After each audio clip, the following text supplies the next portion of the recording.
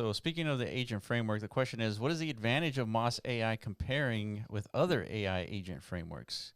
And so that's like the most important question here. And it's a framework that supplies agentic activity, which with an output where the AI is supposed to recursively reinforce itself and then update and learn from itself, right, from other agents. Yeah, and have like a more like a tokenomics approach at actually like incentivizing human contribution to that end of like discovering these new vectors of fine tuning and refining, different composable models, right? Yeah. Which I think is important, very valuable, right?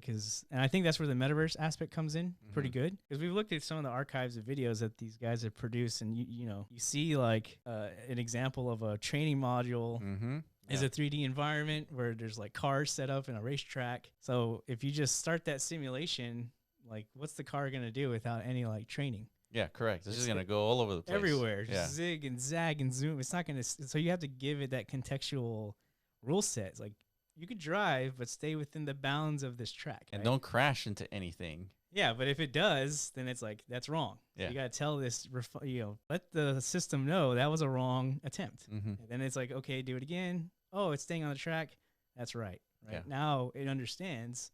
It's learned something. Right? Yeah. So that model that you just trained can be leveraged in other different types of gaming AI, ecosystems. Exactly. Yeah. Now you've created like a new neural connection in a sense. Yeah. Like if the whole idea is to create like an enhanced like brain, an AI like inference model, right? Like you're incentivizing people to contribute like to forming these new connections over time.